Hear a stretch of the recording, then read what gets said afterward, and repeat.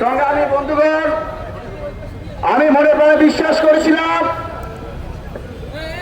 বাংলাদেশ জামাত ইসলামী একটি নির্যাতিত মানুষের দল, মুসলিমদের দল। কিন্তু গতকাল আমরা দেখতে পেয়েছি কুষ্টিয়ায় ছাত্র অধিকার পরিষদের নেতা কর্মীদের পায়ের রোগ কেটে দিয়ে তারা প্রমাণ করেছে জামাত ইসলামী এখন মুসলিমদের দল নয়, তারা একটা তালিমের দলে রূপান্তরিত হয়েছে। আমরা দেখেছি যে যার স্মরণে স্বপনে যিনি 16 কোটি মানুষকে আহ্বান করেছেন উন্নয়নের জন্য, শেখ হাসিনা তার জননী হিসেবে আখ্যা দিয়েছেন, যার 14 গোষ্ঠী আওয়ামী লীগ করেন, সেই আমির হামজা বলেছেন গণ অধিকার পরিষদ নাকি আর বাংলাদেশে অবস্থান করছে না, গণ অধিকার পরিষদ থেকে হারাই গেছে, গণ অধিকার পরিষদকে রেখে আর খুঁজে পাওয়া যাচ্ছে না।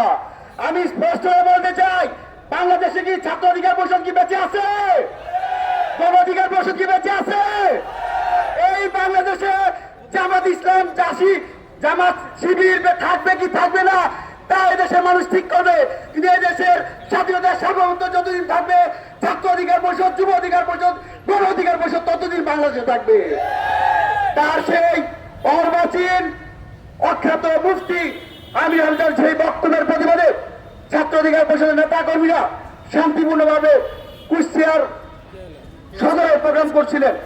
সেই প্রোগ্রামে আমির হামজা তার সাথে দেখা জামাত শিবিরের চেলাপড়া দিয়ে, গুন্ডাদের দিয়ে, লাঠি শুনে রামদা দিয়ে ছাত্র অধিকার পরিষদ সরকারি কুষ্টিয়া কলেজের সভাপতি সুহানকে তার নাকের হাড় ভেঙে দিয়েছে, তার হাত ভেঙে দিয়েছে।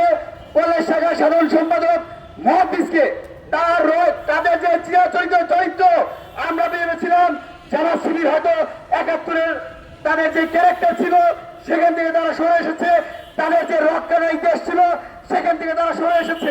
কিন্তু আমরা অত্যন্ত বৈতামের সাথে দেখতে পেলাম সেই মহাদিসকে তারা রক কাটার উদ্দেশ্যে তার পায়ের গোড়ালি কেটে দিয়েছে, 2টি রক কেটে দিয়েছে। বর্তমানে তার পায়ে 26টি সেলাই লেগেছে। আমরা ছাত্র অধিকার পরিষদের পক্ষ থেকে জামাত শিবিরের যে ঐতিহাসিক চরিত্র, সেই খুন খারাপি রক্ষাটা যদি এই অভ্যুত্থান পরবর্তী বাংলাদেশে তারা যদি অক্ষত রাখে, তাহলে দেশের সকল ছাত্র জনতা নিয়ে তাদেরকে প্রতিরোধ করে তোলা হবে। আমাদের বক্তব্য স্পষ্ট।